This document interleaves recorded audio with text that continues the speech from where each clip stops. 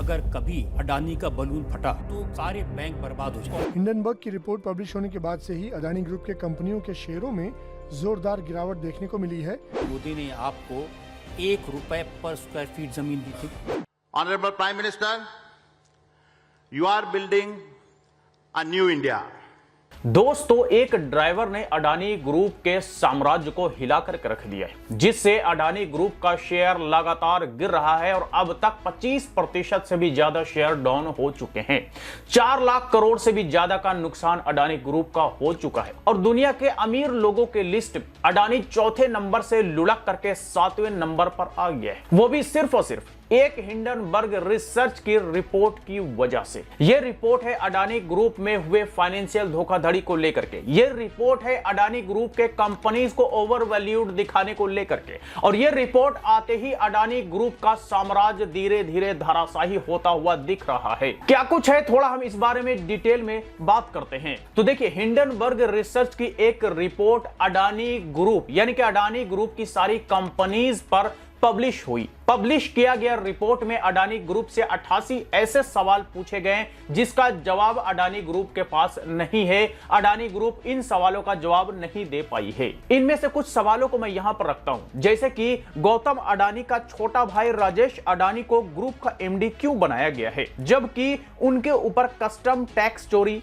फर्जी import documentation और अवैध कोयले का इंपोर्ट करने का आरोप लगाया गया था। दूसरा सवाल अडानी ग्रुप से पूछा है कि गौतम अडानी के बहनोई समीरो वोरा का नाम डायमंड ट्रेडिंग स्कैम में आने के बाद भी अडानी ऑस्ट्रेलिया डिवीजन का एग्जीक्यूटिव डायरेक्टर क्यों बनाया गया है। अगला सवाल पूछा गया है कि अडानी ग्रुप की 7 प्रमुख लिमिटेड कंपनियां 85% से अधिक ओवर वैल्यूज हैं। अगला सवाल पूछा गया है कि अडानी ग्रुप की कंपनियों पर पर्याप्त कर्ज है जो पूरे ग्रुप को वित्तीय तौर पर बहुत जोखिम वाली स्थिति में डाल सकता है। तो इसी तरह से 88 सवाल अडानी ग्रुप से हिंडनबर्ग रिसर्च की रिपोर्ट में पूछा गया है, जिसका जवाब अडानी ग्रुप अब तक नहीं दे पाई है। मतलब साफ है कि अडानी ग्रुप के पास इन सवालों का जवाब नहीं है। अगर सवालों का जवाब होता तो अडानी ग्रुप 88 सवालों का जवाब दे करके इस रिपोर्ट को गलत साबित कर देती, लेकिन चूंकि जवाब नहीं है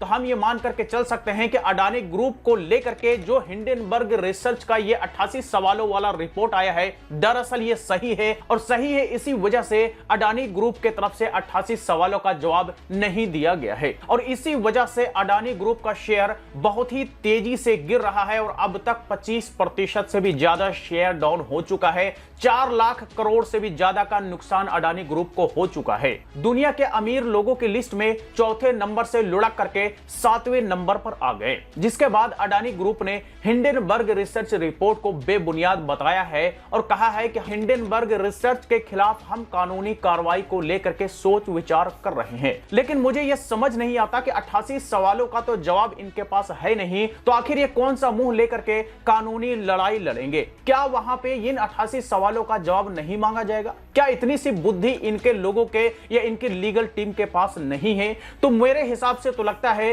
कि ये कानूनी लड़ाई की सिर्फ और सिर्फ धमकी दे रहे हैं। ये कोई कानूनी कार्रवाई नहीं करेंगे, क्योंकि कानूनी कार्रवाई करेंगे तो इन्हें 88 सवालों का जवाब भी देना पड़ेगा, जो कि इनके पास है नहीं। अगर इनके पास 88 सवालों का जवाब होता तो ये जवाब अभी ही दे देते और जवाब दे करके हिंडनबर्ग रिसर्च की रिपोर्ट को गलत साबित कर चुके होते। अडानी ग्रुप के कानूनी कार्रवाई वाली धमकी पर हिंडनबर्ग रिसर्च ने साफ कर दिया है कि हम तुम्हारे धमकी से डरने वाले नहीं हैं। हम अपने रिपोर्ट पर कायम है और साथ ही चैलेंज भी किया कि अगर आप सीरियस हैं तो फिर यूएस के कोर्ट में आए, कानूनी कार्रवाई का हम स्वागत करेंगे। साथ ही हिंडनबर्ग रिसर्च ने यह भी कहा कि हमारे पास डॉक्यूमेंट्स की एक लंबी फहरिस्त है जिसका डिमांड हम कानूनी कार्रवाई के दौरान अडानी ग्रुप से करेंगे। यानी कि मिला जुला करके हिंडनबर्ग रिसर्च के हाथ कोई बड़ा सोना का खान लग गया है अडानी ग्रुप के खिलाफ। तभी तो वो इतना कॉन्फिडेंट है, इतना विश्वास के साथ अडानी ग्रुप को चैलेंज कर रही है कि आप यूएस कोर्ट में आइए,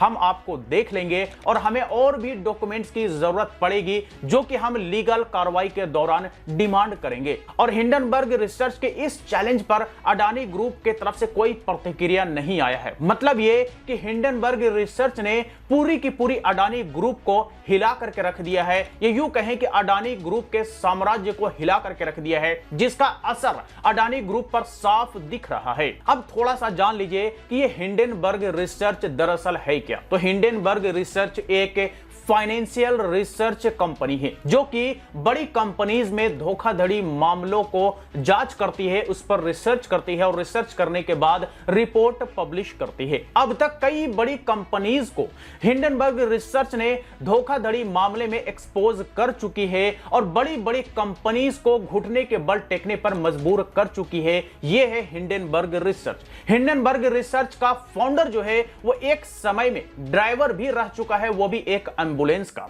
लेकिन चूंकि उसने फाइनेंशियल डिग्री हासिल की थी, फाइनेंशियल डिग्री हासिल करने के बाद कुछ कंपनीज में काम करने के बाद, एक्सपीरियंस हासिल करने के बाद अपना खुद का फर्म हिंडनबर्ग रिसर्च के नाम से अमेरिका में शुरुआत किया और इस रिसर्च फर्म में सिर्फ और सिर्फ फाइनेंशियल लेन देन में जो भी धोखाधड़ी होता है उस पर रिसर्च करती है और रिसर्च करने के बाद रिपोर्ट पब्लिश करती है। और ऐसा ही रिपोर्ट यहां पर अडानी ग्रुप को लेकर के हिंडनबर्ग रिसर्च ने किया है, जिसके बाद पूरी की पूरी अडानी ग्रुप में खलबली मच गया है, इनके पूरे के पूरे साम्राज्य को हिला करके रख दिया है। तो अब एज ए नागरिक हमारे तरफ से बड़ा सिंपल सा सवाल कि क्या अडानी ग्रुप ने धोखाधड़ी किया है? क्या अडानी ग्रुप के लोग जो बड़े बड़े पदों पर बैठे हैं वो धोखाधड़ी में शिकार रह चुके हैं?